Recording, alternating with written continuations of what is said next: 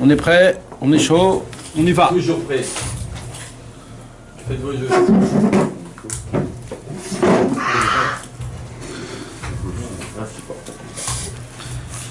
Avant qu'on commence notre petit cours sympathique,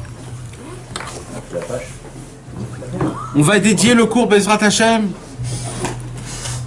à l'Eilui Nishmat, l'élévation de l'âme de notre ami, notre...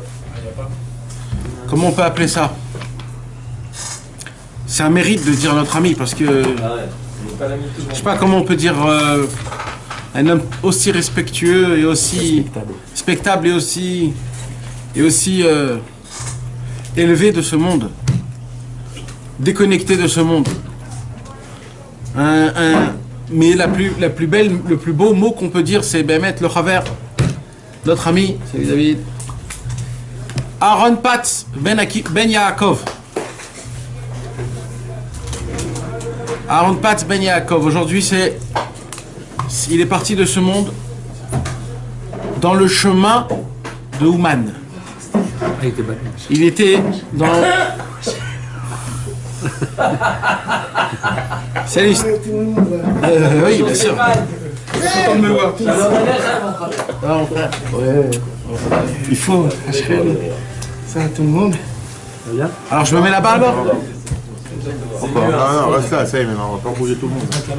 Ça va, Yaakov? Ils sont pas contents, j'ai pas compris. Il est très chaud le Stéphane aujourd'hui, hein. Dans la voiture de la main, il y a beaucoup de ça. On s'est un monsieur. Ça va. Et il est parti de ce monde dans le chemin de Ouman.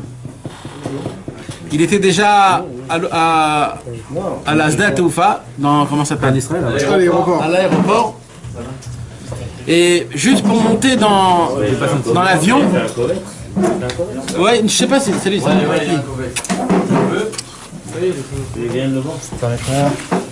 il n'y a pas un petit verre avec un petit... C'est petit. C'est un petit verre. Ah oui. Ouais, c'est le motif. Et... Comment un verre de Coca Zéro, il n'y avait pas?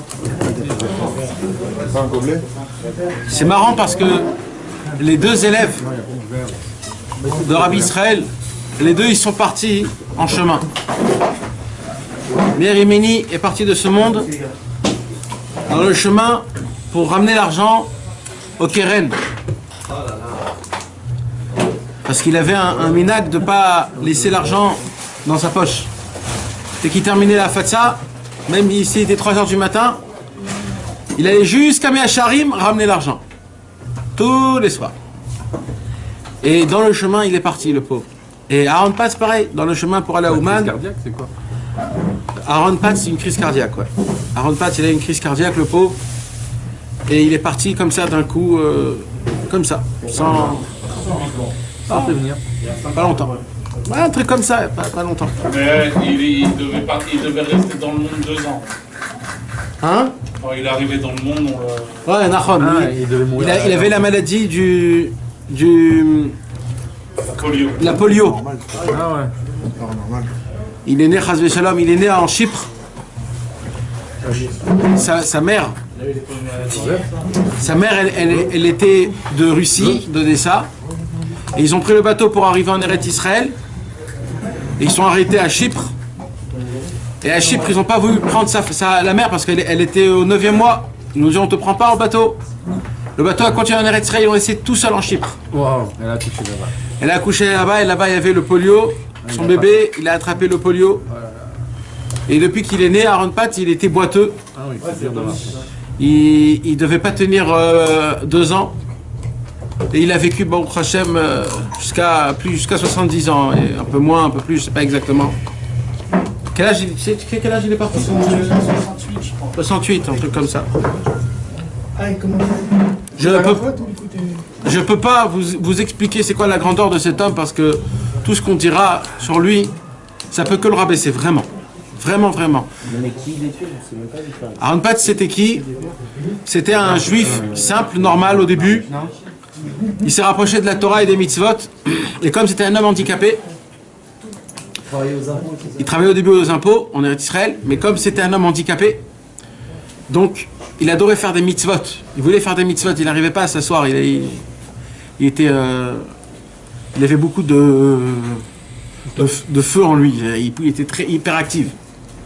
Alors il cherchait à faire des mitzvot et il s'est pris sur lui de amener des rabbins faire des shiurei Torah dans sa voiture. Et lui, il les allait, il les ramenait, il les allait, il les ramenait. C'était le chauffeur de tous les rabbanim à l'époque. Mamage gratuitement. Pourquoi? Parce qu'il voulait faire des mitzvot. Et comme ça, il s'est rapproché de Rabbeinu, Rabbi Nachman de Breslev, en amenant plusieurs rabbins à l'époque, Breslev, faire des shiurei Torah. Et il s'est rapproché très très fort de Rabbi Nachman de Breslev. Et il a dit, j'ai envie de connaître tous les rabbins Breslev. Et Mamage, il est allé à droite, à gauche. Et il les a vus un par un, Mamage, un par un. Un jour, on lui a dit, tu sais, t'habites à Kfar Saba, juste à côté, à Ra'anana, il y a un très grand racine de Breslev dans le Bet Avot, là-bas, dans la maison de retraite. Il dit, ah bon, c'est qui? Il dit, bah, c'est un très très ancien Rabbi Israël d'Avodesser. Il dit, ah bon? Ouais, quand j'aurai le temps, j'irai. Un jour, il est allé là-bas, il a demandé après Rabbi Israël. Dès qu'il est rentré, qu'il a vu Rabbi Israël, il y a eu un clic. Vous savez, un déclic. C'est le coup de foudre. Ce coup de foudre, jusqu'à aujourd'hui, on l'entend. Rabbi Israël l'a reçu. Il lui a parlé. Il a été ébloui, Aaron Pat, de cette rencontre. Il n'a jamais vu quelque chose pareil. Il a dit, ce que j'essayais de chercher à droite, à gauche, c'est la première fois de ma vie que je vois une simplicité, une grandeur. Je vois autant de traits de caractère tellement exceptionnels chez Rabbi Israël, ce que j'ai essayé de voir partout. Rabbi Israël, il s'est levé, il lui a dit, tu voudrais que je te fasse une petite omelette? Il a dit, j'ai de l'huile d'olive avec de la vina, comment on dit, du fromage. Assieds-toi, je te prépare. Avec Aaron Pat, j'étais tellement bouche bée, je lui ai même pas répondu. Il s'est levé à 99 ans, avec ses pieds qui étaient arrondis. Il m'a fait une omelette. Il a mis de l'huile d'olive. Il m'a donné à manger, un vieux comme ça. Mais il dit, mais j'ai jamais vu un rave qui m'a fait un truc pareil. Il a dit depuis ce jour-là, il était tellement ébloui, il a dit, Rabbi Israël, comment je voudrais te faire une bonté. Comment je peux te... Ouais, comment... Dis-moi quelque chose, je veux te faire quelque chose. J'ai dit, t'es sûr de ça? Il a dit, oui, bien sûr. Rabbi Israël, il commence à avoir des larmes sur ses yeux. Et Rabbi Israël, il dit, ça fait 2 ans que je suis pas allé au mikvé. Il n'y a pas de mikvé ici. Il n'y a personne qui peut venir me prendre, me faire tremper au mikvé. Si tu veux vraiment me faire une bonté, prends-moi au mikvé. Il a dit, avant Rabbi Israël. Et ben dès maintenant, tu vas aller au mikvé. Maintenant, c'est une longue histoire. Je ne vais pas tout raconter l'histoire, mais on ne pouvait pas faire sortir des vieux à l'époque comme ça. C'est interdit. C'est une maison de retraite qui tuait, toi, pour faire sortir... Alors, il se levait la nuit à 3 h du matin. C'était un homme qui boitait, hein, mes amis. Il boitait, pas petit. Il boitait vraiment. Tout le corps. C'était vraiment... C'était handicapé, mamache. Il avait 100% d'handicapé, le monsieur. Il n'était pas stable. Il faisait sortir Rabbi Israël tous les soirs, la nuit à 3 h du matin, par la fenêtre. Parce qu'on ne pouvait pas le faire sortir par dehors. Il le supportait, il le prenait, il l'emmenait au mikvé toute la nuit. Et après, il le refaisait sortir, pas de la fenêtre, parce qu'après c'était ouvert. Et comme ça, pendant 3-4 mois, pendant ce temps-là, Aaron Patz, tous les jours, il s'éblouissait de Rabbi Israël. Il a dit, Rabbi Israël, je peux vous emmener... J'ai des amis aussi qui sont Breslev, je voudrais qu'ils vous connaissent. Et il a emmené Meir Yemini, il a emmené Sharon Telsour, il a emmené tous les anciens, les premiers qui ont connu Rabbi Israël, c'est lui qui les a tous emmenés. Un jour, Aaron Patz, il vient, il dit, Rabbi Israël, tout ça c'est très sympathique. T'as pas quelque chose à me dire, quelque chose que j'ai entendu nulle part? Parce que tout ce que tu me racontes là, ok, je comprends, mais t'as pas quelque chose de spécial à me dire? Et là, Rabbi Israël, il a dit, je t'ai attendu 70 ans, il a dit. Ça fait 70 ans que j'attends ce moment. Ça fait 70 ans que je prie Hachem pour savoir qu'est-ce que je dois faire. Et il dit, tu seras le premier. Et Rabbi Israël, il prend son chapeau, il sort du chapeau le pétec. Il a attendu 60 ans, non? 70 ans. Il lui sort le pétec. Pourquoi lui? Il a compris que c'était lui. Non, 60. Rabbi Israël ne faisait rien de lui-même. Il attendait toujours la Hashgacha pratique. Toujours. Il poussait rien. Jamais Rabbi Israël il venait, il faisait un truc. Il attendait que ça vienne du ciel, qu'il y ait une Hashgacha, un truc. Quand il lui a dit ça, ses yeux, ils ont... Et là, il lui a raconté toute l'histoire du pétec. Aaron Pat, il a pas du tout cru. Il dit, dis-moi, tu me prends pour un fou? Et là, Rabbi Israël lui a fait montrer toutes les lettres qu'il a envoyées à Chazar. Il a dit, tu me prends pour un nul, moi aussi? Regarde les lettres que j'ai envoyées à Chazar. Il a vu les lettres, il était bouche bée.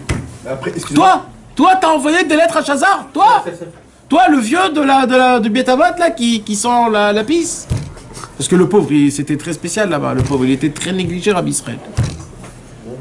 Et alors il a dit, tu sais quoi? Je vais faire ma propre recherche. Il a pris le pétec et il a fait sa propre recherche. Il l'a envoyé à l'université de Givatram à Jérusalem. Il l'a envoyé chez une madame qui s'appelle Ruth Zucker, qui c'était une graphologue. Il l'a envoyé chez un ami à lui qui était policier. Il lui a fait une Hakira Mishtartit sur le pétec. Et il est revenu chez Rabbi Israël, hein, une enquête policière. Il est revenu 3 semaines plus tard chez Rabbi Israël avec le pétec. Il a dit, je suis ton shamash. Tu me dis où il faut aller, j'y vais. On va conquérir le monde. Il faut dire, quand il lui a montré le pétec, il a dit non. Il est parti, il venait de s'acheter une voiture toute neuve. Ouais. Et il a dit, pourquoi tu pars? Il a dit, non, laisse tomber. Il est parti, il a eu un accident direct, il est sorti. Nachon. Nathan, excuse-moi, Ouais. mais en 92, pardon, La voiture. il a été voir Moshe Feinstein, le Gaon, il lui a montré déjà avant ça. Nachon. Marqué. Nachon. Et après, il a attendu 60 ans pour comment ça s'appelle? On parle toujours en retard chez lui. Nachon. Mais Kitsur Aaron Pat, c'était un homme. Il dormait pas ni le jour ni la nuit, mais vraiment, hein, mes amis, hein, vraiment, c'est pas des rigolades. Sa tête travaillait des heures supplémentaires, mais vraiment, hein, c'est-à-dire, des fois, t'en as marre, ça veut dire. Même pour le travail, des fois, tu te dis, bon, ça va, je vais m'arrêter. Lui, ça n'arrêtait pas. Comment on peut faire diffuser Rabbi Nachman dans le monde? En étant handicapé 100%, il a voyagé dans le monde en entier, des mois et des mois. Il est allé jusqu'en Amérique. Il a donné des camillas, même à Jennifer Aniston, comme ça elle s'appelle? À Jennifer Aniston. Faire le OPS toutes. On a les photos, on a tout. Il est allé voir... Là, il a fait Danse avec les stars, le mec de producteur. Nachon. Il a envoyé... Ouais. Qui a donné ça? Aaron Pass. Ouais. Il a donné à Obama le Sipuré Asiot. Et... Bémet, c'est des choses qui ont été... Attends, il y a pas d'histoire où c'est Rabbi Israël qui a appelé la Maison Blanche. Ouais. Mais ça c'est une autre histoire. Les Kitsour, mes amis, c'est juste pour vous raconter que ce monsieur-là, en n'ayant aucun moyen, en n'ayant rien du tout, il a envahi, conquéri énormément de choses. Vraiment, si on peut dire, c'est lui le premier qui a fait la fatsa, mes amis. Ouais. C'est le premier qui a fait la fatsa. Quand Rabbi Israël est parti de ce monde, il s'est dit, qu'est-ce qu'on fait maintenant? Qu'est-ce qu'on fait? Il n'y avait rien. C'est quoi la fatsa? La diffusion. Distribué. La diffusion. Et un jour, il était à Bnei Brak, il s'est énervé, il a dit à Hachem, Ribono Shel Olam, il a frappé comme ça sur son capot de voiture. Il a dit, mais c'est ça, c'est pour qu'on en arrive là. Et juste à côté, il y a un monsieur qui passe, c'était qui ce monsieur? C'était quelqu'un qui faisait un tornit dans radio de Galetzal. Il lui dit, qu'est-ce qui se passe, monsieur? Il lui dit, allez, laisse tomber. Il lui dit, non, mais qu'est-ce que je peux vous aider? Il lui dit, mais qu'est-ce que tu peux m'aider, toi? Il lui dit, moi, j'ai un tornit dans Galetzal, je peux t'aider. Quand il a entendu ça, il a dit, bien sûr que tu peux m'aider. Invite-moi dans ton tornit. Et le mec, il lui a parlé du nanar dans la radio Galetzal pendant 1h30. Ça a éclaté le monde. Ils ont refait des trucs, ça a commencé. Ils ont acheté le premier camion, la première afatsa, les premiers livres. Tout a commencé. Aaron Patz, il a eu le mérite de pouvoir... Ça a été le premier à appuyer sur le champignon, comme on dit. Mamage, c'est... Il est un Français, lui? Non. Mais quand sa Il belle connaissait est partie, il a Besançon. laissé Nathan. Le testament. le testament, il avait marqué quoi faire. Il dit, il faut faire la fatsa. Mais comment, quoi? Qui Non, a... Comment le faire? Mais il savait. Il y avait rien, on savait rien, il y a rien, il y avait rien. On se retrouvait avec de l'argent. Il y avait mais l'argent de- Comment on fait? Il y avait l'argent de. Il y avait personne.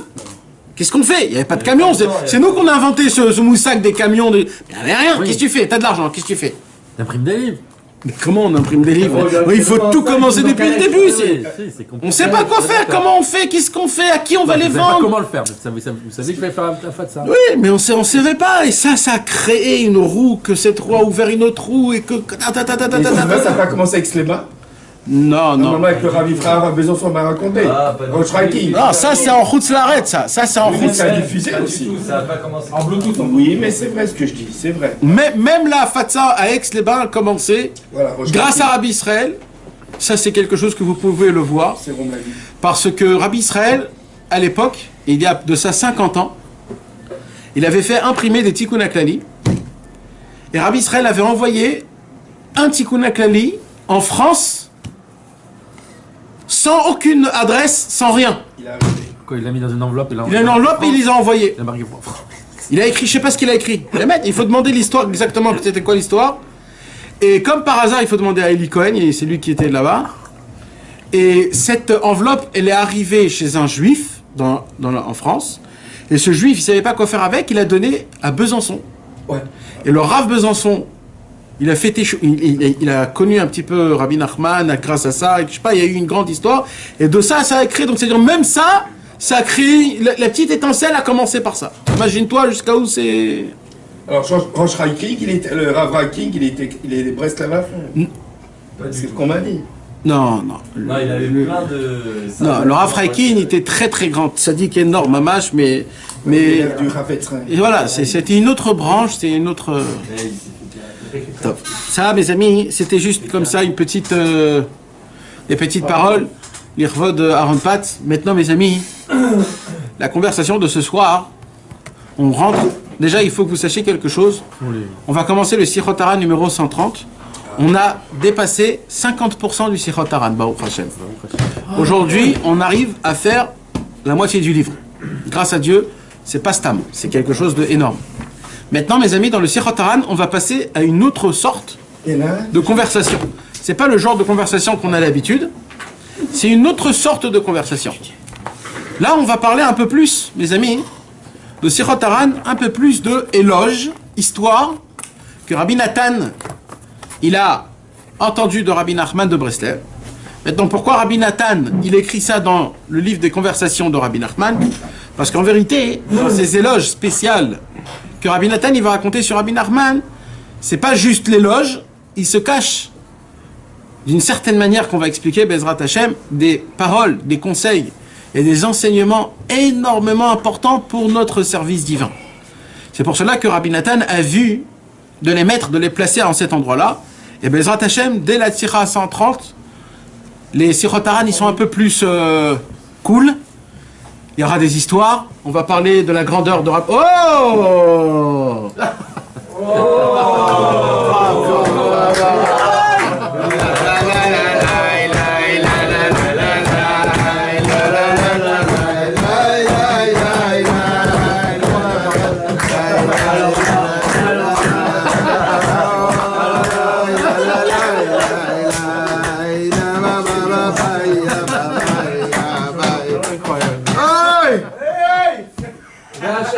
on peut, Nathan, on peut transformer d'après toi Sirat Haram en Réveillon.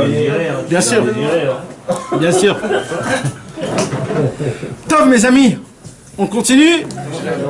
Alors, Sirat Haran, il s'en Alors, Bezrat Hashem, on n'a pas encore... On n'a pas encore commencé, Jérém, donc c'est bon.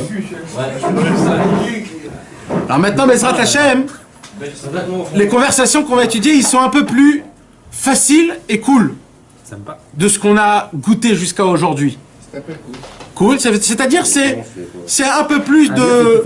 C'est un peu plus d'histoire, de faits. C'est un peu moins de la mathématique, d'enseignement, etc., etc. C'est un peu plus, voilà, c'est plus facile, c'est buvable, comme on dit. C'est facile à digester, à digérer. C'est du Emet Ami. Non, Bevada, je parle juste de la comment. C'est dire toute personne peut capter de ce quoi on parle. Bezrat Hashem. C'est pas maintenant un enseignement que quelqu'un il peut dire ouais, moi je crois pas. Moi... Là c'est un fait, d'accord. C'est une histoire. Rabbi Nachman, il a dit, il a parlé, etc., etc., etc. Ce soir, on va apprendre quelque chose de exceptionnel. Celui qui va le recevoir, qui va capter, qui va digérer ce qu'on va étudier ce soir, je peux vous dire qu'il aura fait, pas un seul pas, des dizaines de pas dans sa vie en avançant. Croyez-moi. Croyez-moi. Béhémet, hein. Vous savez, surtout nous les Français, cette sikha nous parle énormément, nous les Français. Malheureusement, on est des personnes qui sont très extérieures. Superficielles. Pourquoi je dis superficielles? On a un problème, mes amis, avec... C'est pas un problème, d'accord? C'est... On a un problème, c'est quoi? C'est qu'on est très attaché à l'extérieur. Alors, ça veut dire quoi l'extérieur? Alors, d'abord, c'est quelque chose de humain, d'accord? Je parle pas maintenant Chas Shalom contre... C'est humain. Nous, on adore voir, on adore toucher. Le matériel. Ouais, on veut voir les choses. On veut toucher. On veut goûter. On veut que ça soit... comme ça, il est devant moi, je veux le voir, je veux le toucher, je veux...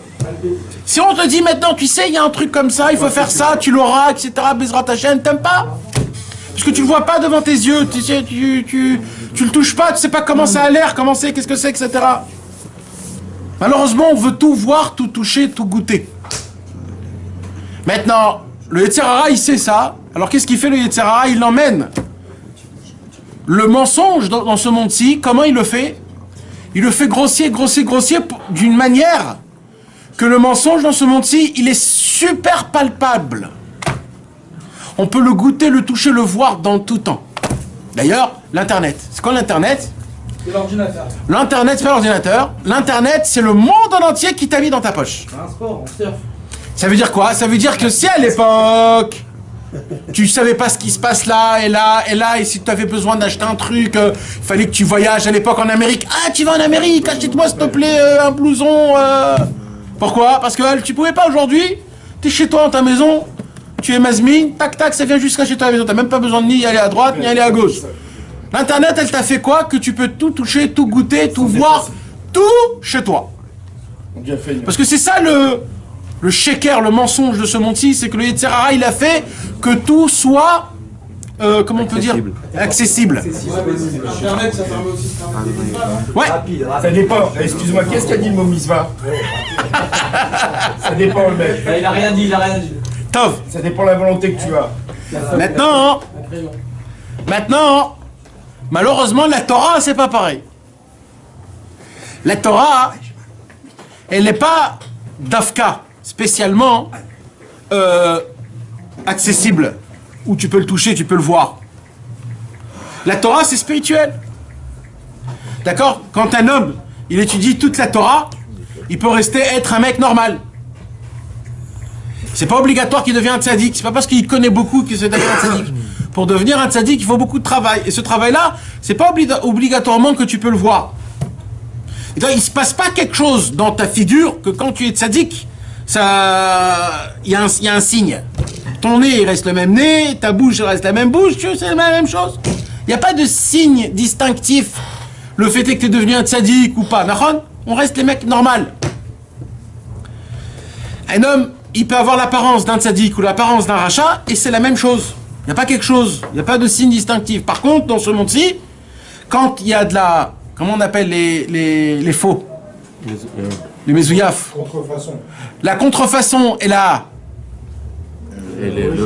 l'authentique, l'original, on peut détecter. Même si c'est fait à la perfection, on peut toujours détecter, il y a toujours un truc.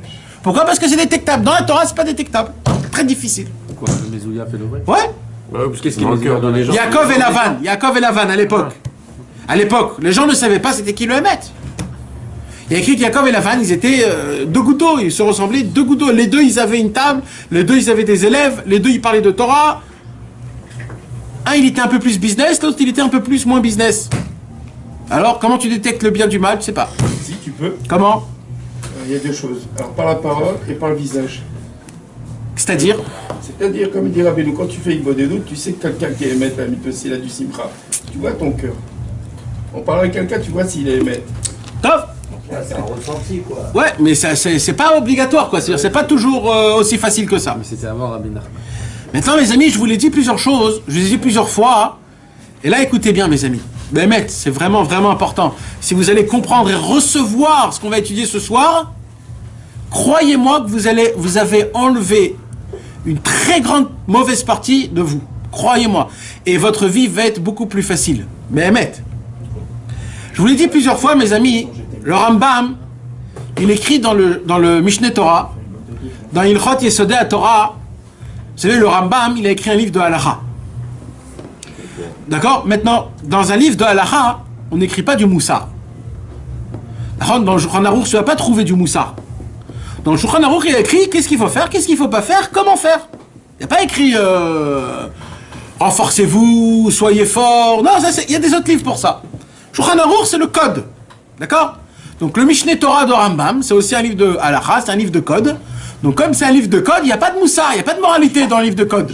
Il y a juste écrit ce qu'il faut faire, ce qu'il ne faut pas faire, et comment il faut faire.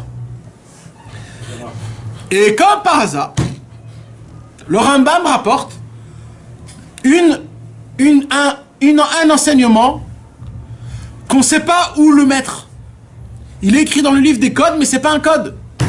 C'est pas une halakha, c'est pas une loi. Et là-bas, qu'est-ce qu'il dit, le Rambam? Il dit comme ça.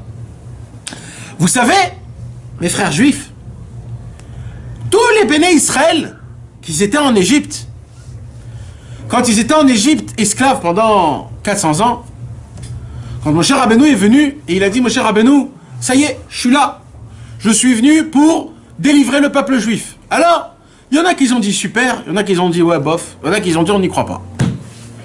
Bon, petit à petit, Moshe Rabbeinu, il a commencé à leur convaincre et il a commencé à faire des miracles. Dès qu'il a commencé à faire les miracles, le sang, les grenouilles, etc., etc., etc., là, la majorité du peuple, ils se sont rapprochés de Moshe Rabbeinu. Qu'est-ce qu'il dit, le Rambam?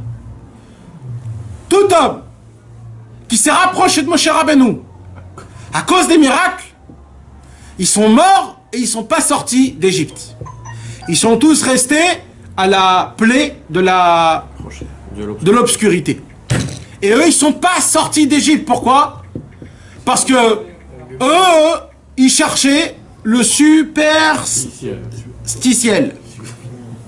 Non, le matériel. Il voulait voir le concret. Alors comment ça s'appelle? Concret. Non, parce que le concret, c'est positif aussi, concret. Concret, c'est positif aussi. C'est pas que négatif. Mais il voulait voir... C'est pas ça le mot.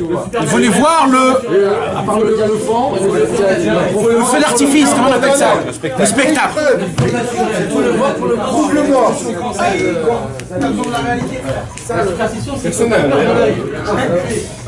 Il y a des verres, je sais pas où il y a des verres. Ouais, mais comment pour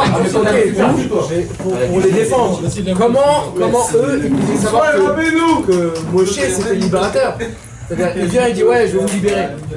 Hachem il m'a envoyé, je vais vous libérer. Ok. Mais... À l'époque il n'y avait pas de mensonge. Ils attendaient qu'une seule chose, sauf il y a quelqu'un qui vient et qui dit c'est moi.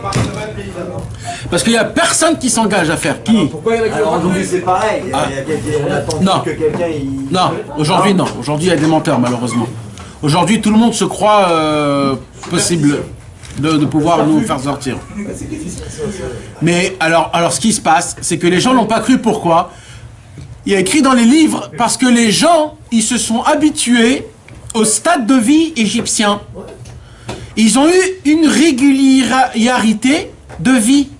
Alors c'est vrai que c'était difficile, c'était beaucoup de travail, il fallait emmener des briques, aller à droite, à gauche, mais ils étaient nourris, logés, leurs femmes avaient de quoi faire, ils se sont habitués dans le train de vie. Alors, il y a des juifs qui se sont dit, Moshe Rabbeinu, t'es en train de nous faire là un grand balagan, là. Ça nous a pris du temps à s'habituer dans ce train de vie-là. Maintenant, tu viens et tu nous dis, oh, je vais te libérer, mais oh, laisse-nous tranquille. Ouais, bah, donc en fait, eux, ils se sont pas rapprochés de Moshe Rabbeinu.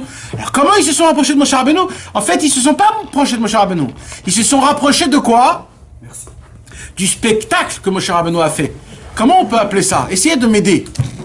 Le fait est qu'un homme, il se rapproche. Pourquoi un homme, il aime le... La preuve, il veut des preuves. Non, c'est plus que ça.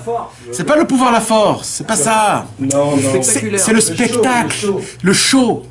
C'est ça, mes amis. C'est le Hollywood. C'est le côté film, le côté feu d'artifice. C'est le côté de spectaculaire. Mais c'est vrai. Les miracles, c'est pas du TMIG. Alors moi, je veux qu'on en parle. Je veux qu'on en parle. Je veux qu'on en parle. Pourquoi Hachem fait les miracles aussi? Attends. C'est pas Dieu, c'est des miracles. Nathan, à mon avis, ce qu'il a dit, c'est vrai. Mais ils- C'est Hachem leur a ils fait ont des voulu. miracles parce qu'ils étaient en esclavage, nos frères. Faut réfléchir.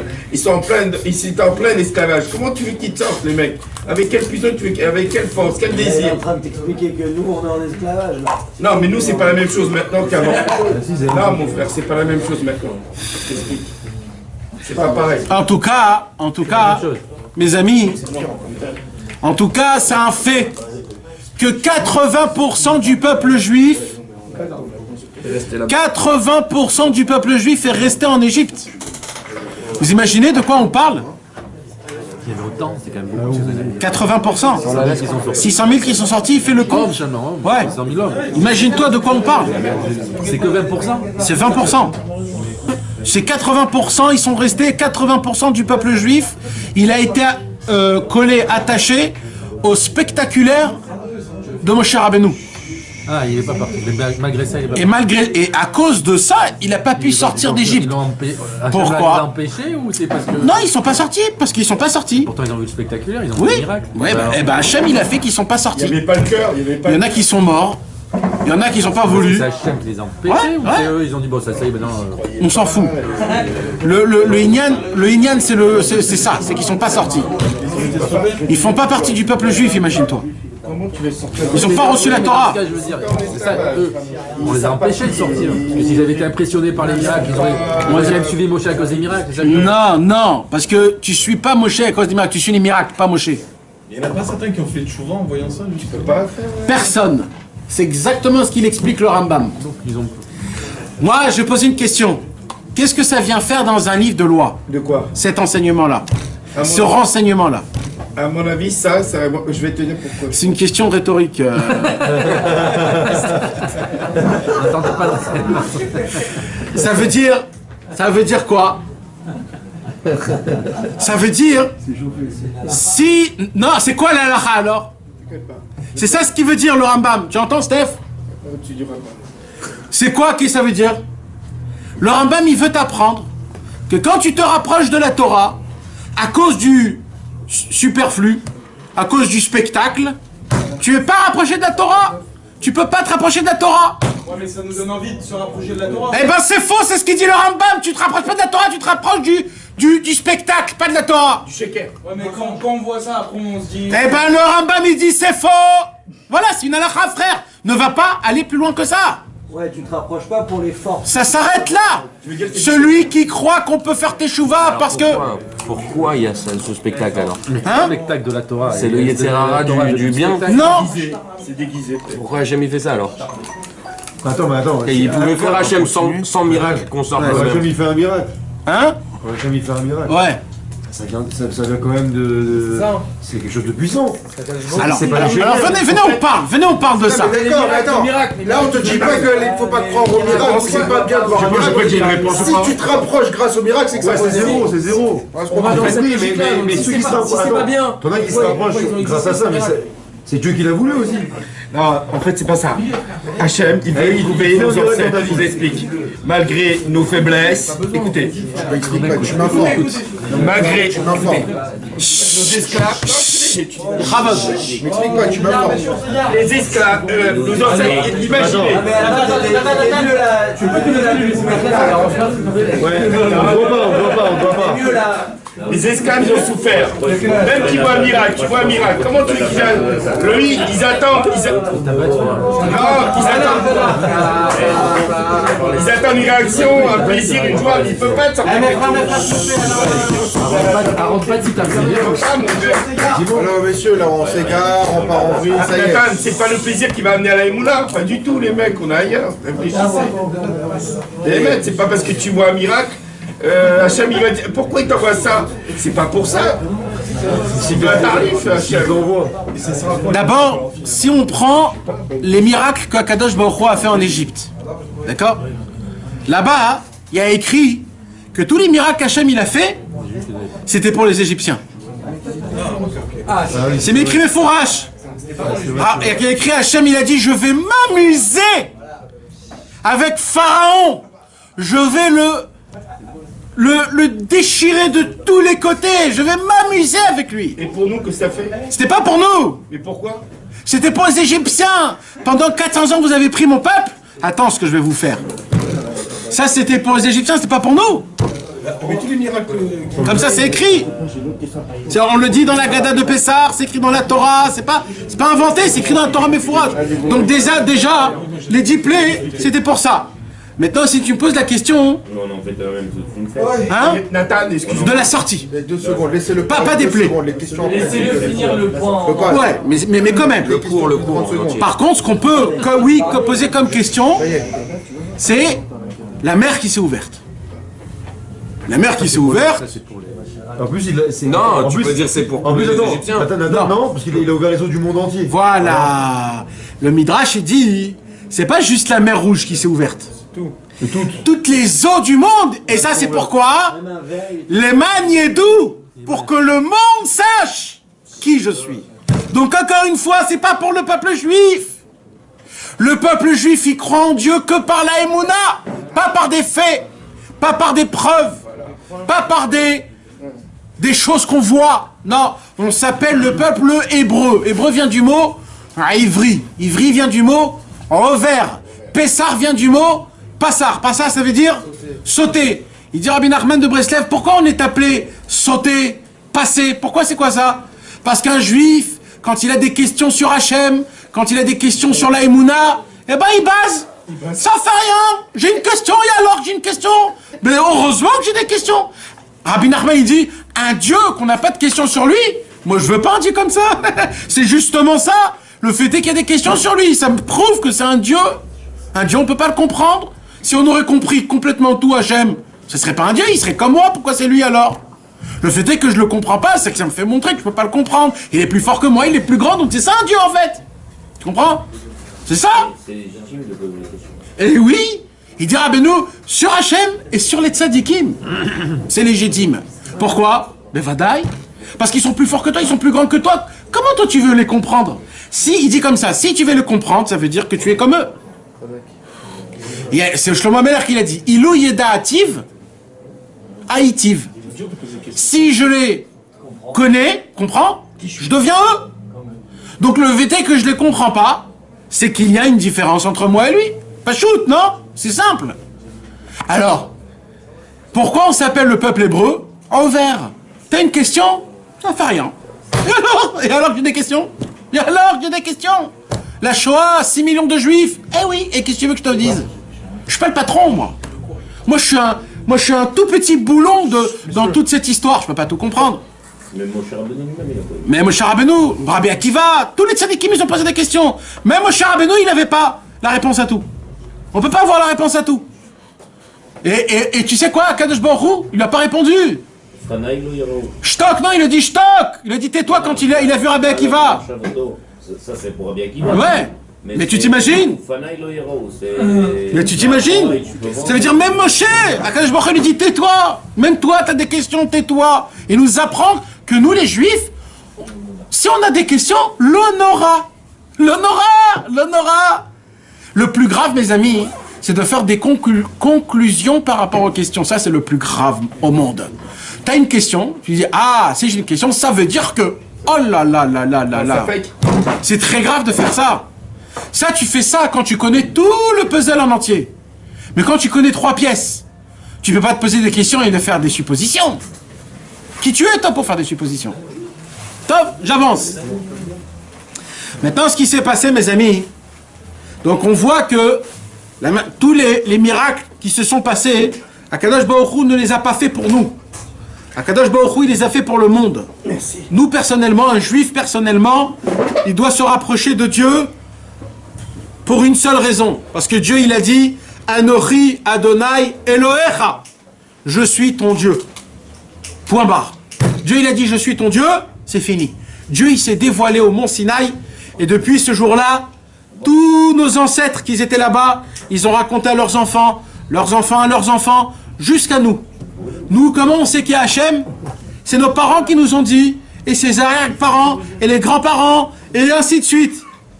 Et c'est comme ça qu'on sait qu'il y a Hachem. Et c'est comme ça qu'on fait Pessah, qu'on met la Mezouza, qu'on met les Téphilines, qu'on fait Shabbat. On n'a aucune preuve de rien. Mais on a plus que la preuve. On a la Emouna. C'est quoi la Emouna? C'est j'ai un bandeau dans mes yeux, et je dis, je tiens, jusqu'à la fin de ma vie, je tiens. Il dit Rabbi Nachman de Breslev, quand un homme, il est proche de Dieu, par des sciences, il peut toujours venir quelqu'un de très sage et te casser tes sciences. Il faut juste trouver un mec un peu plus intelligent que toi. Par contre, un mec qui croit en Dieu que par la Emouna, tu peux pas le casser. Parce que lui, c'est de la Emouna. Voilà. Pourquoi tu crois en Dieu? Parce que c'est comme ça. C'est comme ça. D'accord? C'est ce qui explique Rabbi Nachman. Parce que, malheureusement, il y a eu la Haskala. Ils ont voulu expliquer Hachem par des sciences. Et ça, Rabbi Nachman, il était très contre. Par Rabbi Nachman, toute la chassidoute était très contre ça. D'expliquer la Torah, le Tanakh, donner des preuves sur la science, sur des logiques, sur des philosophies. Ça a créé énormément de choses pas bonnes du tout. Alors pourquoi il y en a qui font de la guématria, tout ça? Non, ça c'est pas grave ça. Je parle des philosophies, de rentrer dans des théories qui sont... Top, Bekitso. Maintenant, moi ce que je veux parler surtout...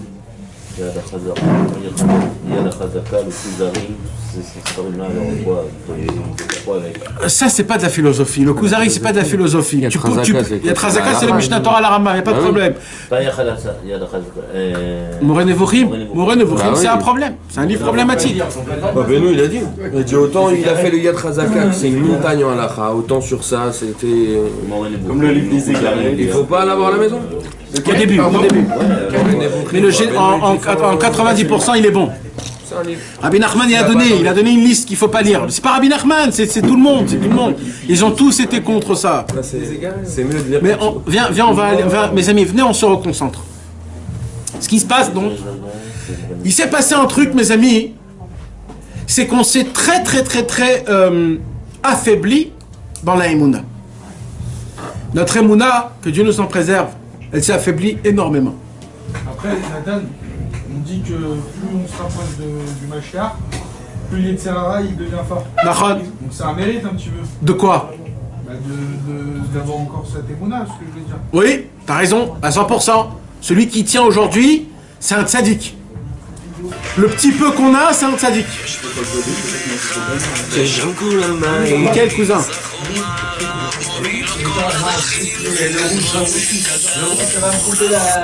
L'Indonésien là. Tu peux pas, mon frère, écoute-moi, je sais pas qu'est-ce qu'il y a pas. J'ai juste le rouge, ça va marcher. Tu peux pas attacher, tu peux ça a coupé. pas attacher au tzadik. J'ai fait que le rouge. Il a remis. J'ai relancé. Faut que tu t'attaches au tzadik, c'est tout. On a perdu notre Emouna. La Emouna d'à l'époque, c'était pas la Emouna d'aujourd'hui. On avait une Emouna qui était simple, on avait un cœur qui était propre, on avait un cerveau qui n'avait pas de taches noires. Nos actions qu'on faisait à l'époque quand c'était des mauvaises choses, c'était pas aussi grave comme aujourd'hui. Aujourd'hui, Chas v'Shalom, les petites fautes qui existent aujourd'hui, ils sont très graves. Aujourd'hui, tu peux passer du coq à l'âne au niveau de péché. Tu peux faire une très grande mitzvah et tout de suite après faire une avéra qu'à l'époque, il fallait beaucoup se fatiguer pour faire cette avéra. Aujourd'hui, tu peux la faire en une seconde. Aujourd'hui, tu peux arriver dans des endroits très graves en une seconde. Ça donne de la valeur à la mitzvah que tu fais. Ça donne de la valeur, c'est vrai, c'est vrai, tout c'est vrai. Mais le problème, c'est quoi? Justement, une avéra aussi grave que tu peux faire aussi facilement, alors quand quand même t'arrives à faire des mitzvot. Le problème, c'est quoi? C'est qui prend dans tout ça? C'est la Emouna. La Emouna, c'est quoi, mes amis? Je vais appeler ça le côté... non, le côté enfant qu'on a. La Emouna, elle va aussi avec les générations. Ouais. On a plus de mérite aujourd'hui d'avoir la Emouna. Je parle pas de ça, vous avez raison. Vous avez raison, je parle pas de ça. Vous regardez ce côté-là, moi je parle pas de ça, je parle maintenant. C'est vrai que celui qui se renforce dans la Emouna par rapport à aujourd'hui, il vaut des tzadikim de l'époque, Raval al-Azman. Moi, je parle d'un autre truc. Non, mais de se rapprocher de... Non, moi... Aujourd'hui, on peut tellement partir en sucette. C'est ce qu'il vient de dire. Il vient de parler. Moi, ce que je parle, c'est une autre chose. Je parle de la simplicité, le côté simple, tamim, qu'on avait quand on était plus jeune, quand on était enfant, quand on était à ton fils, à nos enfants. On leur dit, tu sais, si tu vas dans le Echal, tu vas embrasser, tu vas demander à Hachem, il t'écoute. Il est juste derrière le Echal, il est là. L'enfant, lui, il se pose pas de questions. Il va devant le Echal, il prie, il dit Hachem, vas-y, donne-moi, parce que j'ai besoin. Des bonbons. C'est quoi ça? C'est une Emouna Pshuta. C'est une Emouna Pshuta. Où elle est, nous, là, pour nous? Pourquoi si je te dis ça, tu vas me dire, oh, tu te fous de moi là ou quoi? On a grandi aussi. Mais non, c'est parce que notre cerveau il a pris des coups. C'est très grave là ce que tu dis, on a grandi. Ça veut dire que c'est faux. Non, je crois que Je pense tu peux pas vivre avec une simplicité. On l'a perdu, ça. Un enfant aujourd'hui, c'est pas possible. On l'a perdu ça. Oui, c'est la différence. C'est ce qui est la différence. C'est que de nos jours maintenant, il y a la Klipanoga. Les gens ils sont pas comme ça. Il est enfoui en toi. Tu l'as, mais non, toi tu sais pas, t'as pas accès à ça. Va dire ça à quelqu'un d'autre, tu verras si Pas de la même manière. Tu le connais, tu sais mentalement, mais pas sentimentalement. Non, c'est sentiment. Dans le cerveau, oui. Tu crois niveau mentalement. Mais non, non, en analysant, tu sais, c'est mathématique pour toi. Tu sais qu'il y a de la sainteté veut dire Akadosh Baruch Hu. On t'a appris que quand tu pries, Dieu il t'écoute. C'est mathématique. Toi, va expliquer ça à ton fils, il va rien piger. D'une certaine façon, tu le fais mathématiquement. On le fait tous mathématiquement d'une certaine façon. C'est pas du tout pareil, la même manière que quand un simplet, quand des fois nos grands-mères, nos grands-parents, les anciens, quand ils disaient Rabbi Shimon Bar Yochai, il passait devant toutes les mezuzot, il restait pendant une demi-heure, il priait. Pourquoi on prie pas une demi-heure devant la mezuzah? Pourquoi avant de sortir, on va pas embrasser toutes les mezuzot de toutes les trucs? Pourquoi on prend pas les livres et on les embrasse, on fait comme ça, Pourquoi on fait pas tous ces petites choses qu'à l'époque? Il n'y a pas le cœur. Il n'y a pas le cœur. On manque la Emouna. On manque ce point. On manque ce point de Emouna. mais ça veut dire que je sors plus de chez moi alors. Pourquoi? Parce que j'ai 18 pièces et toutes les maisons. Qu'est-ce qu'il fait? J'habite dans un château, j'ai 7 étages, j'en peux plus. J'ai une bibliothèque. Si j'embrasse tous les livres. Attends, c'est quoi le facteur qui fait d'un enfant qui grandit? C'est le monde. Non, c'est quoi qui fait? C'est petit à petit les tavot et dire Rabbi Nachman comme ça. Je vous ai déjà expliqué, je vais pas rentrer dans ça. Je vais pas rentrer dans ça parce que c'est un petit peu long. Comment tu vas faire? Alors là, j'explique. Je sais, je connais. J'explique. Dans le cœur, il y a 3 chambres qui forment le cœur. C'est ça le cœur. 3 chambres. Tout le cœur, toutes les sensations émettent le sang, tout, c'est 3 chambres. Ces 3 chambres-là, ils sont faits spirituellement aussi de 3 sortes de sensations fortes. Comment on peut appeler ça? Une tava, une passion exceptionnelle. Les 3 désirs mères. C'est quoi les 3 désirs mères? Ça commence par les aliments, ça passe par les femmes, et après ça passe par l'argent. Il dit Rabbi Nachman de Breslev, les 3 chambres. Et le sommeil aussi, non? Hein? Non. Là on part du cœur. Non, après le 4e c'est la Ira Shlema. On va pas rentrer, j'ai dit on va pas rentrer. Quand on est jeune, on passe par les aliments. Les aliments, on kiffe les bonbons, les biscuits, les bambas, les trucs, tu donnes aux enfants à manger, les têtes brûlées, toutes les sortes, tous les trucs, ils mangent des quantités de sucre. Après on raffine, mais on n'enlève pas. Hein. Après on n'enlève pas, Nachon. Tu kiffes une entrecôte. Il dit Rabbi Nachman, quand tu tombes dans l'aliment, tu passes par la ta'ava des femmes, l'immoralité. À l'âge de 13-14 ans, ça y est, tu commences. C'est normal, et là, la nourriture elle se transforme en sang. Exact. C'est la même chose, c'est tout ça. Et ça aussi, ça va dans le cerveau, et c'est le cerveau qui fait que, etc. Donc, qu'est-ce qui se passe? Il dit Rabbi Nachman, si là-bas aussi tu te réveilles pas, alors c'est très grave, tu es en train de détruire ta deuxième page de ton cœur. Et là, il arrive l'âge de 18-19 ans, tu commences un petit peu à rentrer dans le monde, à vouloir faire de l'argent, et bam, t'as Avat Mammon, tu rentres dans le désir, le plaisir de l'argent. Mais l'argent, excuse-moi, moi je m'appelle un cœur de pierre. Il dit que l'argent, elle amène à la passion charnelle non. Via l'orgueil, il m'avait dit. La rabbin nous dit que la tristesse et la dépression, je l'ai lu plusieurs fois, ils amènent à ces passions. Oui, Nachon, ça c'est vrai. Mais moi ce que je veux dire c'est quoi? C'est que quand on passe par ce chemin-là, on a détruit le cœur. Et c'est ça sa réponse à toi. Tu me dis comment tu passes du côté enfant au côté père d'aujourd'hui, quand tu passes par ces trois choses-là, en fonction de comment tu t'es mis dedans, comme ça tu perds comment on a dit là, cette simplicité-là, cette émouna, c'est important dans le chinour, ça. Mais vadaï. Combien de fois je vous ai dit que c'est pas bien de gaver les enfants de sucreries, de bêtises? Combien de fois je vous ai dit qu'il faut essayer de... Non mais c'est pas bien ces choses-là. Et pareil, après il faut parler aux enfants, comment se garder, de pas toucher, de pas regarder, de pas... Et plein, c'est des choses qu'il faut en parler énormément. De pas faire rentrer dans les iPhones aussi. Il faut pas leur faire montrer des trucs comme ça.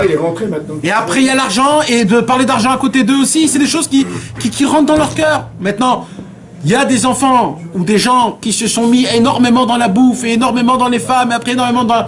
Eux, ils ont beaucoup perdu des mounas. Et il y a des enfants, des fois c'est de la nature. Ça dépend des parents, comment ils ont conçu l'enfant. Mais il y a des enfants où ils se sont mis un peu moins. Eux, ils ont un peu plus des mounas. C'est en fonction de comment il s'est jeté dans les mains du Satan. Et si la maman a donné de l'amour, donc normalement un enfant doit être joyeux, il peut donner du recette, s'il peut être coléreux, égoïste. Ça influence, Mais la prière, elle a la force surtout. Tout ça, ça veut rien dire. Tant qu'il y a la prière, on est bien. Ben vadaï. La prière, elle a la possibilité de tout changer dans tous les cas. Maintenant, mes amis, donc, t'as compris où elle est partie la Emouna? Maintenant, le Yetzer Hara, il a adoré ça. Le Yetzer Hara, il a dit ce que je vous expliquais tout à l'heure. Puisque la Torah, c'est plus un côté sentimental, Emouna, cerveau, je parle pas cerveau mathématique, je parle cerveau Chochma Binadat, dedans, dans l'Aïd Bonenout, dans comprendre en approfondi, percevoir les choses spirituelles, pas encore une fois mathématiques, mais plus spirituel, mental qu'il y a.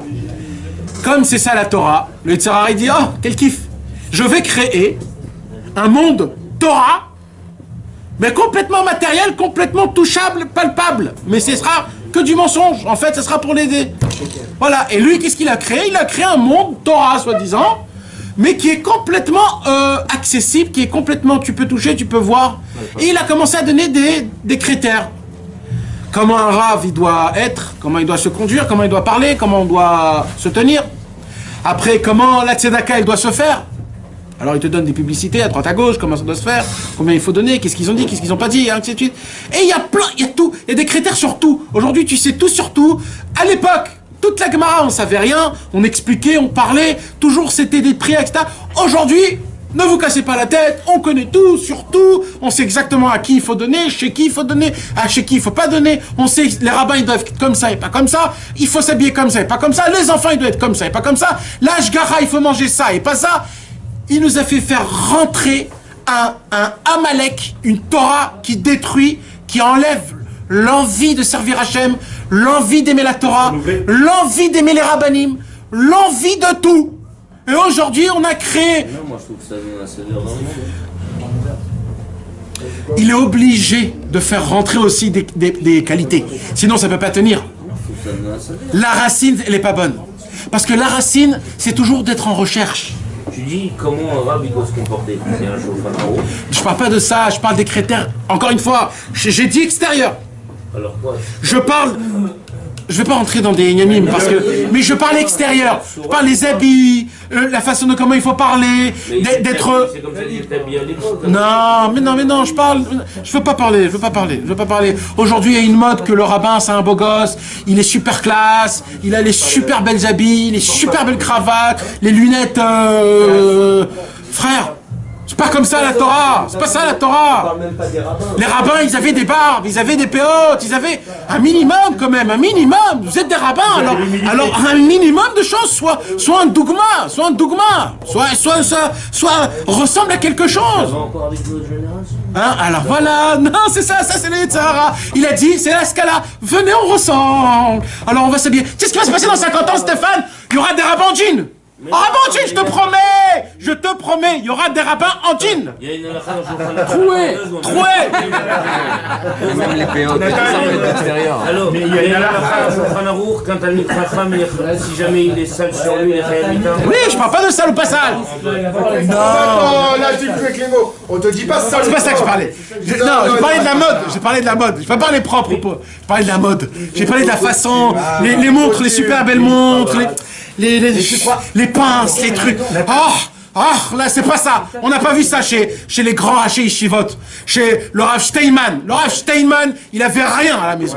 Le Rav Tzadka, il avait rien. Le Rav Benzian Abba Shaul, jusqu'à aujourd'hui, sa maison, elle est là-bas. Allez voir sa maison. Ribono Shalom. Le Rav Benzian Abba Shaul, il avait un chapeau 80 ans. 80 ans, le chapeau, frère.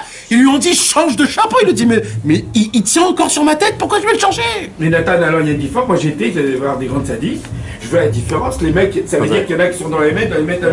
Il y en a qui ont la gave sur eux. T'imagines le beau stylo, la belle Rolex. Alors je parle pas de gave, mais je parle pas. Viens, on parle pas de gava, d'accord? Non, mais ça existe. De mecs, comme tout le monde, ils ont une belle montre, une belle voiture. D'accord. Tu m'as compris, Steph. Ne me dis pas que tu m'as pas compris.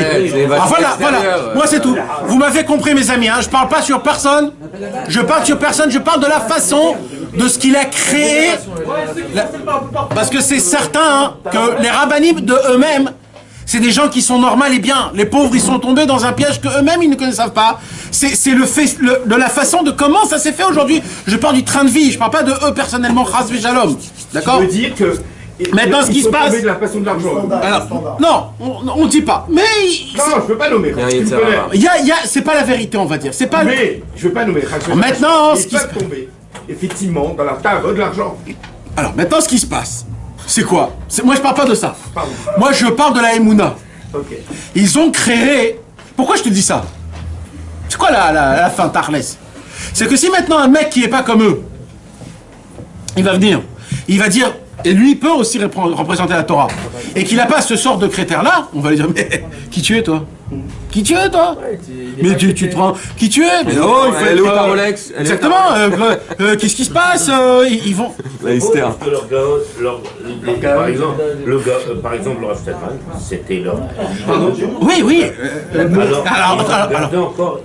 Alors, Stéphane, malheureusement, il y a des choses que le monde ne savent pas. D'accord? Mais ce que vous ne savez pas, d'accord? Ce que vous ne savez pas, c'est que avant que le Rav Steinman est devenu le Ilon Ming de l'Ador, il y a eu une très grande discussion entre les Gdoléador de Jérusalem et de... Est-ce qu'il faut le mettre lui pour cette raison?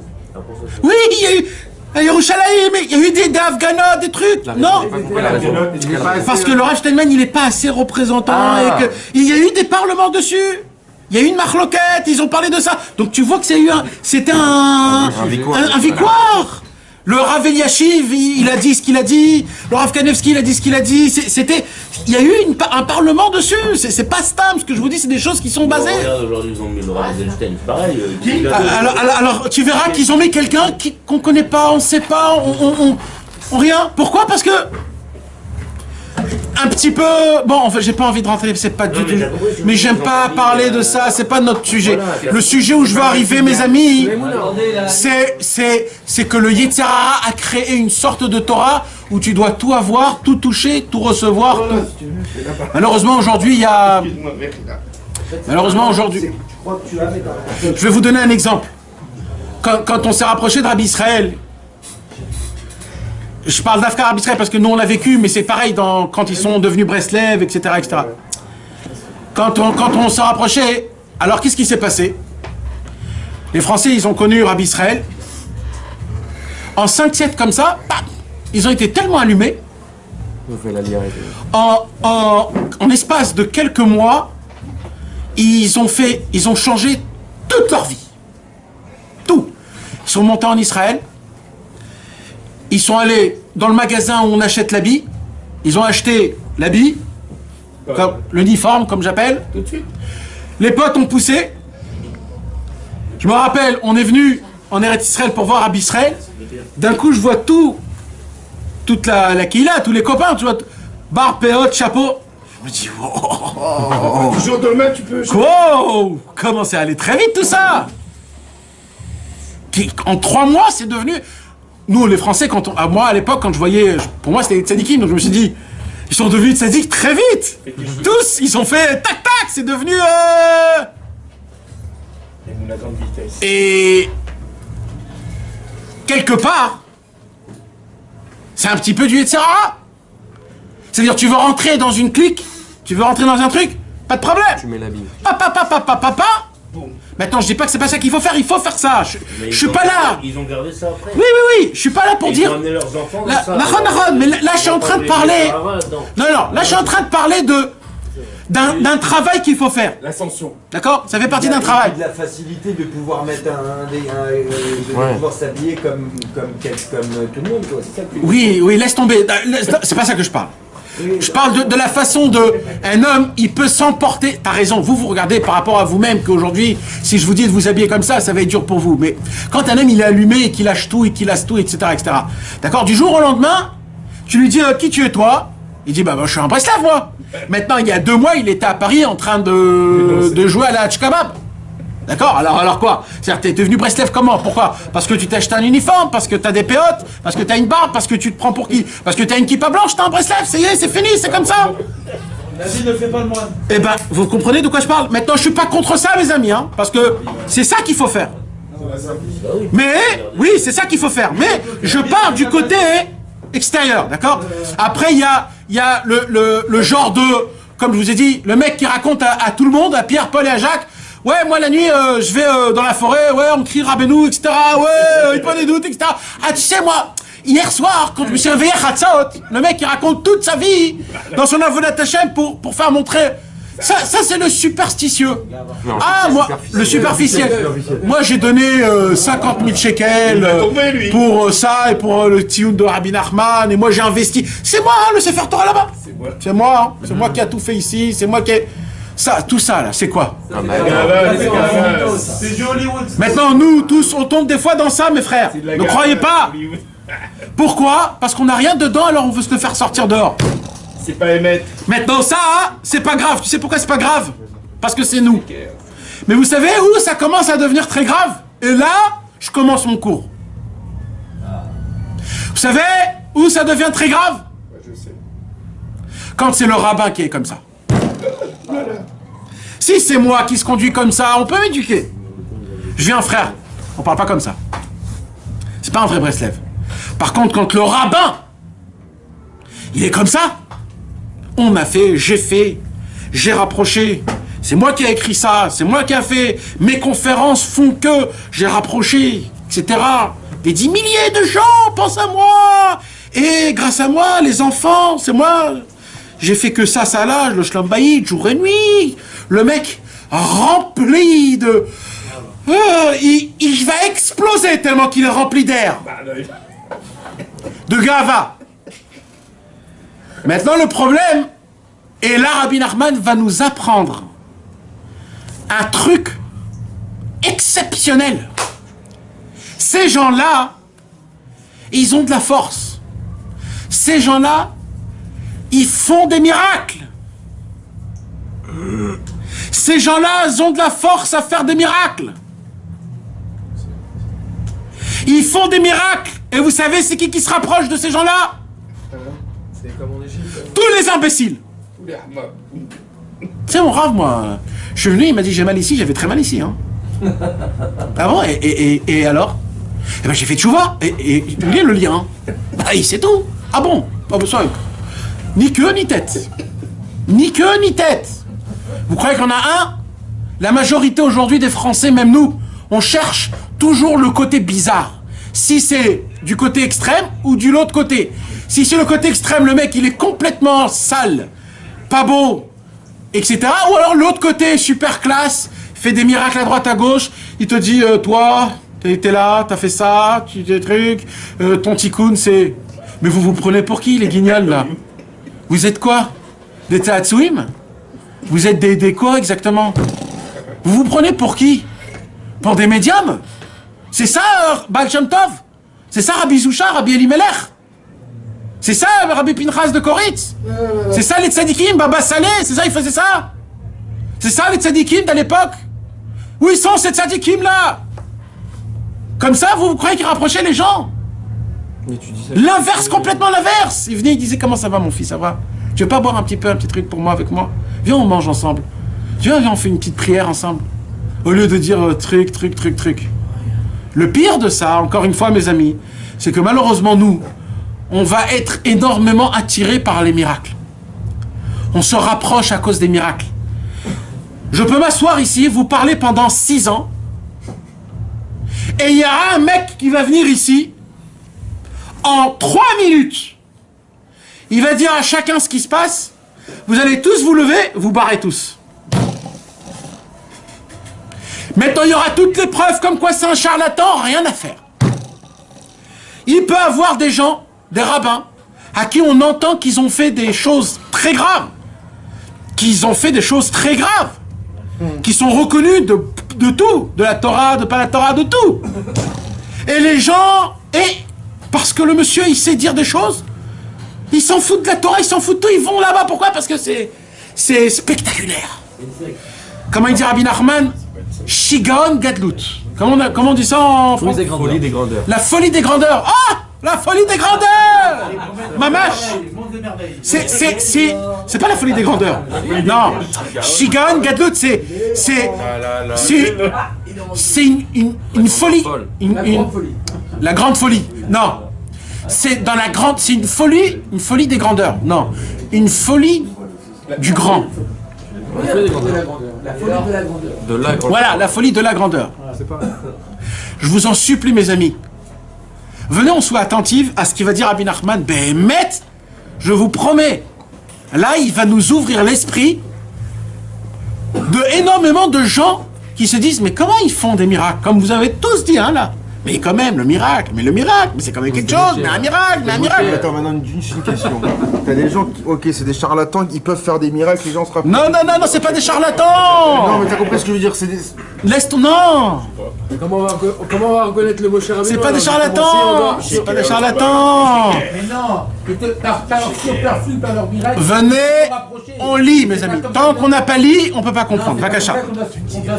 Je veux, soyez tous attentifs. Mais Vakasha. Avec intonation. Intonation à voix haute, Bémet. Mes amis, c'est RF Pessah. On rentre dans Rosh Chodesh Nissan. On peut sortir d'Égypte. Où y rester? Où y rester grâce à cette sikha. Sachez. Bechavod. Tu veux dire qu'en fait, Nathan, il y a du émettre un mytho? Bien sûr. Ouais, il y a du sheker. Mais toi, tu sais toujours. Tout, tu sais, toi. D'où tu sais tout ça? C'est lui qui a écrit le livre. Avec leur Besançon. Mais c'est comme ça. Non, mais c'est vrai. Alors, messieurs, chut. À propos des gens qui sont réputés comme faiseurs de miracles, j'ai entendu en son nom l'histoire suivante. Écoutez l'histoire de Rabbi Nachman. Un roi avait 2 fils. L'un était intelligent, l'autre sot. Il nomma le fils sot responsable du trésor et ne donna aucune fonction au fils intelligent, sinon qu'il se trouvait constamment auprès de son père. Alors, vous avez compris? Oui, il a appelé l'intelligent. Chacham Véchoté. C'est ce qu'on dit dans la Haggadah. Un fou. Non, un fou, un sot, un idiot. Un sot, pas un tam. Donc il avait 2 enfants, le roi.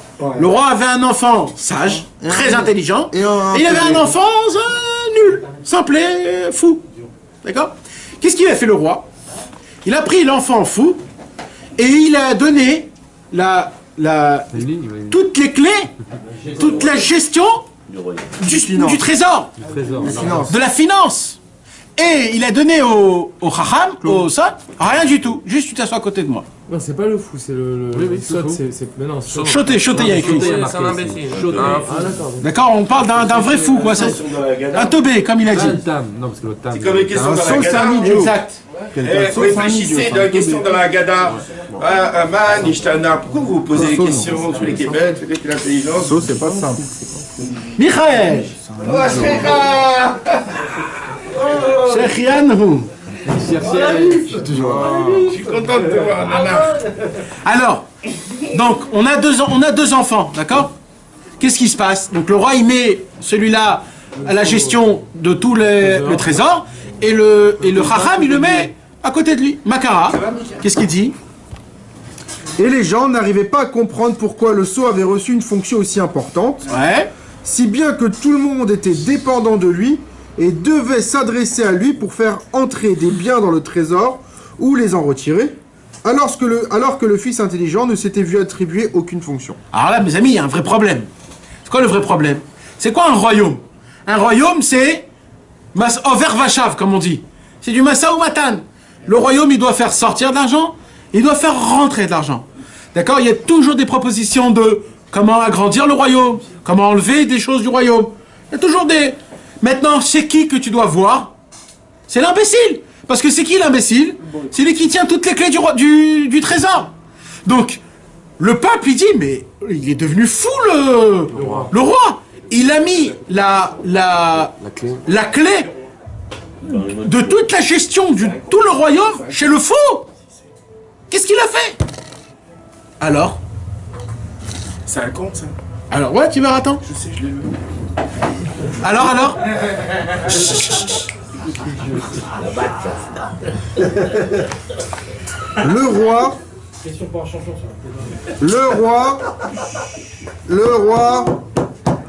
Le roi leur fournit l'explication de la chose. Ah, écoutez mes amis, qu'est-ce qu'il a fait le roi?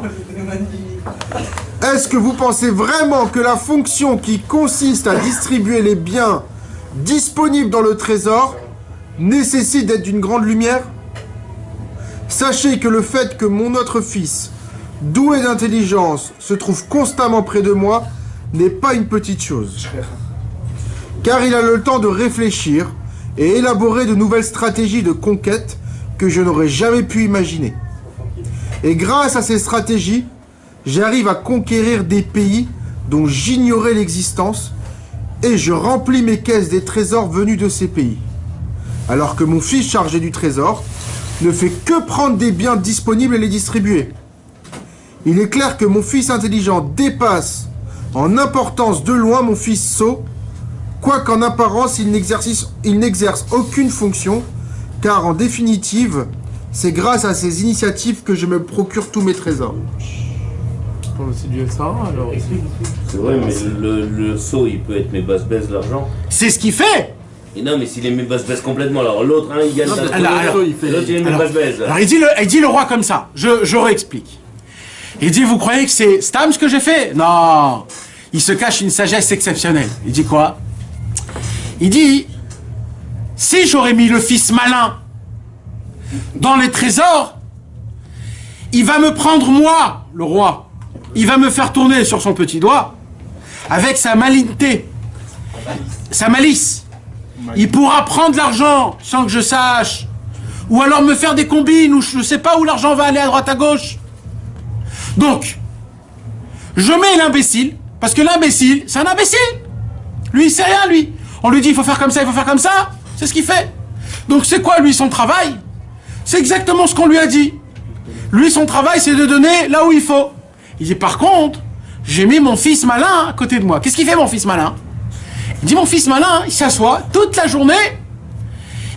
Dans son cerveau, il réfléchit. Il découvre des palais, des royaumes que même le roi ne savait pas l'existence.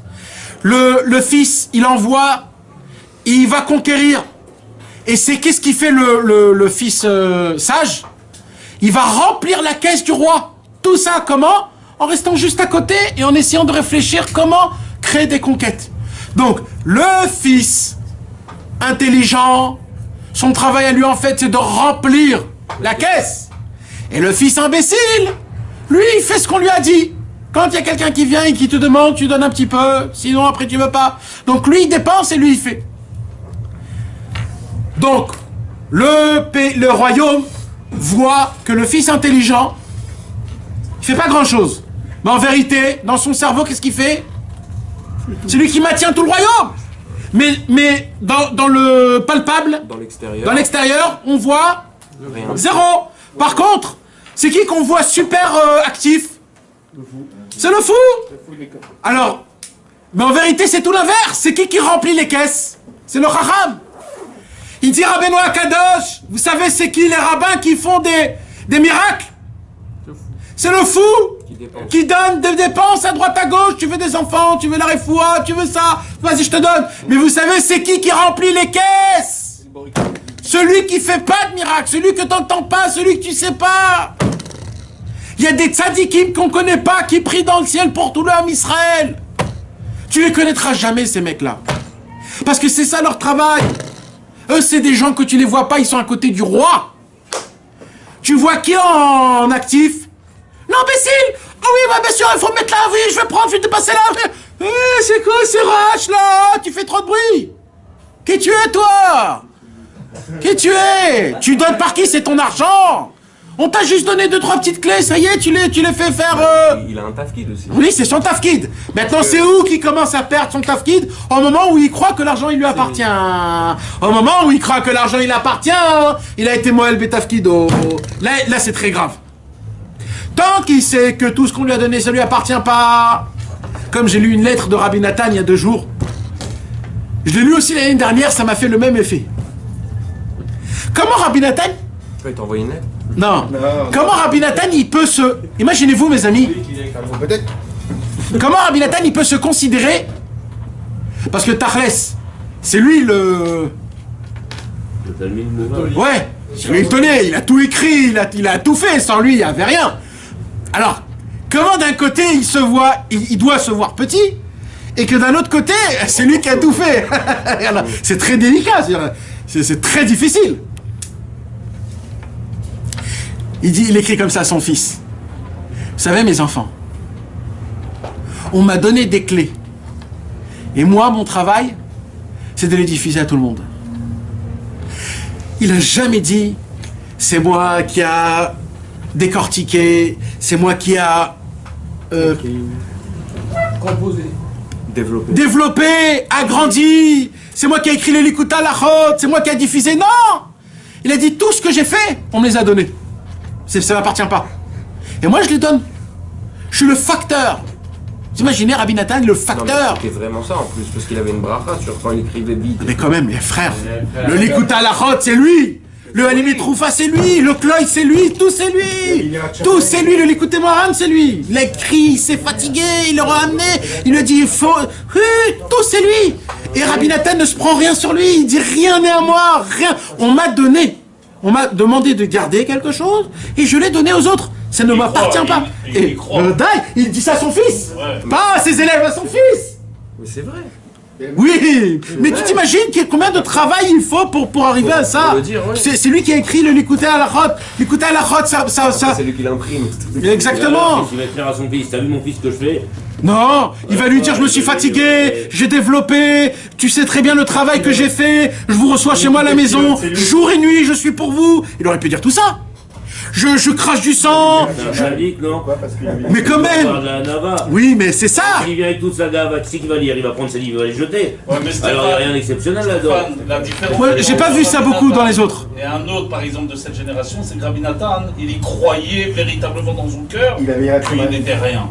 Non, mais il avait aujourd'hui, il y en a qui te disent la même chose et moi, rien du tout. Mais par contre, le cœur, il croit véritablement qu'il est quelque chose. Il croyait beaucoup en Rabbeinu, en chef, il fait beaucoup de pilotes. Il lui a dit comment développer, comment penser, comment du côté moral comprendre, du côté moral le traduire, le développer, faire des filotes. Il lui a dit fais des filotes. Après, fais des conseils. Après, fais ça. Fais ça. Il a pas arrêté, il a refait. Et à la fin, il dit j'ai rien fait. Bien sûr que t'as fait, t'as écrit le Kitso. C'est ça en plus. Il s'est pas posé de question, lui. Que c'est Mouna. Que c'est Mouna, mon frère. Que c'est ça. Mouna. Exactement. Maintenant, mes amis, pour revenir au point, hein, ne vous laissez pas impressionner par le superstitieux. Le superficiel, pardon. Le spectacle. C'est rien le spectacle. Le spectacle, c'est les fous qui font le spectacle. C'est l'enfant fou qui donne à droite à gauche des clés. Laissez-vous impressionner par la tête de la tête. Ou même le roi. Il attend de son fils sage. Le roi. Que le fils sage arrive à découvrir des choses que même le roi ne pouvait pas découvrir. Vous imaginez de quoi on parle? Il a écrit Mefouraj. C'est quoi le travail des tzadikim? C'est de créer des nouveaux chemins, comment faire teshuva. Dieu ne les a pas créés. Il attend des tzadikim que c'est eux qui les créent, des nouveaux chemins qui n'ont jamais été créés depuis la création du monde. Un nouveau chemin que tu peux tout prendre, c'est tout nouveau. Non. C'est ça le travail. Il a écrit, c'est comme ça, c'est ça les tzadikim. Tartor chatirak tana mitarat kisa kavod. Il créait des chatirot, comment on dit, des passages. Il creusait pour qu'on puisse arriver par derrière, par le trône. Il a écrit, au lieu de passer par le chemin, les tzadikim, ils font des trous dans le... Des raccourcis, voilà. Pour qu'on puisse passer vite fait, on n'a plus le temps. C'est ça le travail des tzadikim. Mais eux, on les voit pas, parce que c'est dans les mines. Vous voyez, vous, des routés hachmal, comme on dit, les fils électriques.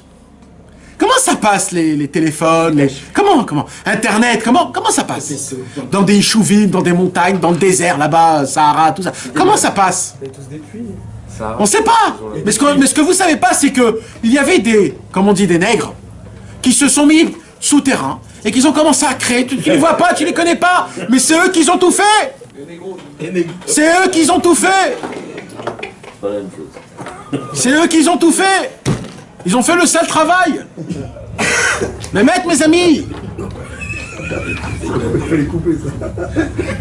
les tzadikim, on les voit pas. Mais non, mais il comprend pas l'expression. On va recevoir une lettre.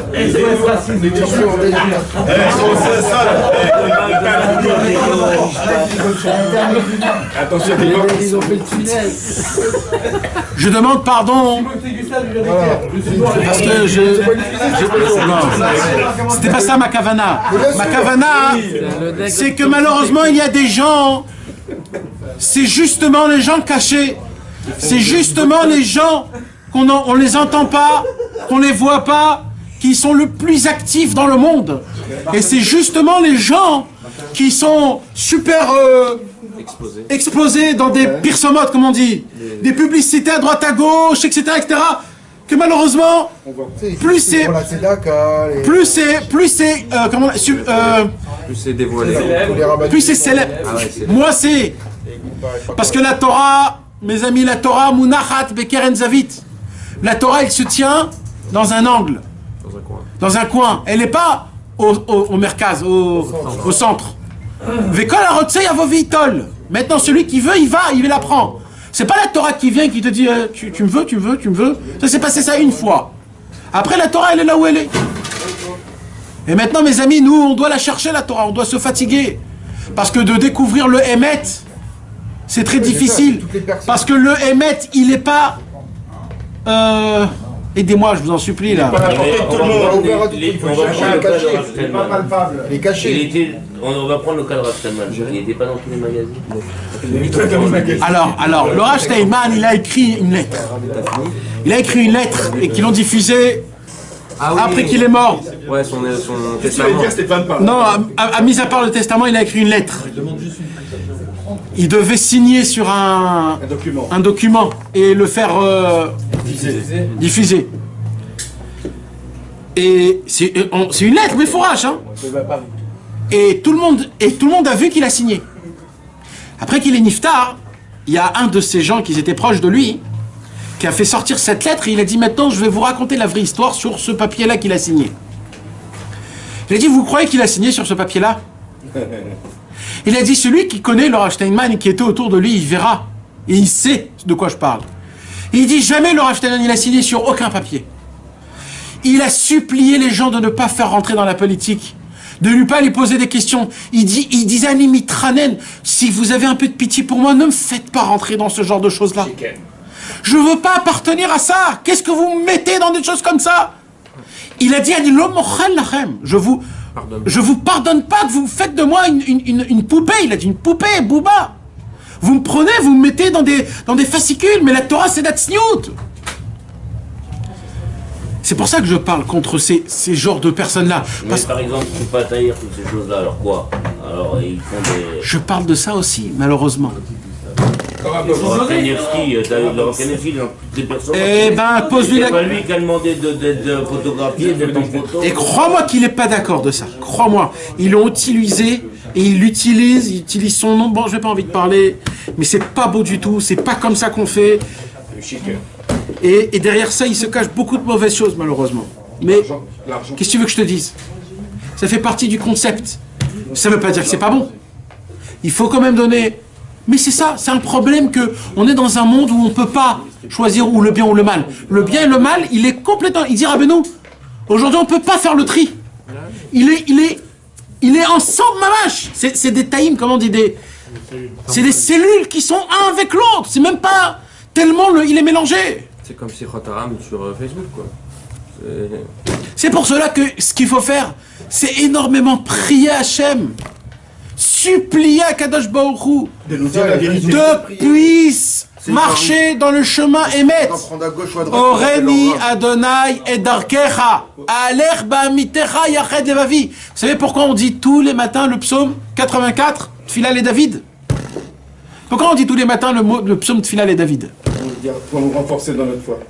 Parce que dans la Gemara, il y a écrit comme ça. Tout homme est obligatoire, obligé. Tout homme est obligé de dire tous les jours Oreni Adonai Darkecha Aler Ba'amitecha Yached Levavi. La Gemara, elle dit, celui qui dit pas ce psaume-là, ce pasouk-là, il devra donner des comptes de chaque jour qui s'est mal conduit. Quand il dit Oreni Adonai Darkecha, ça veut dire Hachem, éclaire-moi mon chemin, que je puisse marcher dans ta vérité. Que dans ta vérité. Quand tu dis ça, alors après, En le comprenant. Hein? En le comprenant. Ah oui. Non, parce que non, parce que si tu le dis comme ça et que tu l'as pas compris. Tu l'as dit, au moins tu l'as dit. Ça fait un effet. En comprenant ce que tu dis, tu veux dire. Mais c'est en comprenant le chemin. C'est 84, hein. C'est 84. Et si tu fais Tikkun Klali chaque matin, quand tu te renforces les Shem Shamaïm, après tu fais Ikbo des doutes. Voilà. Je voulais te dire, moi je savais pas qu'il fallait dire ça. Nissim, il va te le dire, tu vas l'écrire dans ton WhatsApp et tu vas le dire tous les matins dès aujourd'hui. Alors fais maintenant, Tu peux le faire? C'est un passouk. Un passouk. Arrête. Envoie-le dans le groupe. Nissim, envoie-le dans le groupe. On va l'envoyer dans le groupe, il sera attaché. Obligatoire, pourquoi? Parce que ce chemin-là, tu déclares Hachem. Et c'est la raison pour laquelle ils ont institué tout le psaume de Tfilal et David. C'est juste pour dire le pasouk. Oreni Adonai Darkecha Aler Ba'amitecha Yached Levavi, c'est tout. Hachem, fais-moi marcher dans le droit chemin. Parce que celui qui ne demande pas ça, il est dans un vrai problème. T'as beau être dans la Torah, mais t'es dans le Sheker. T'as beau être ici, mais t'es dans le Sheker. Pas dans le Emet Amito. Il faut être dans le Emet Lamito. Ah, j'en étais sûr. Eh oui. Il faut être dans le Emet Lamito. C'est quoi? Allez, Ouman, mes frères. Pas mieux. Qu'Akadosh Baruch Hu nous donne la force de marcher dans le droit chemin. Amen. Bezrat Hashem. Se rapportant à ses enseignements et compte. Mais attends, tu veux que je te raconte une histoire sur Rav Steinman quand il a rencontré sa femme? Je l'ai vu, Rav Steinman.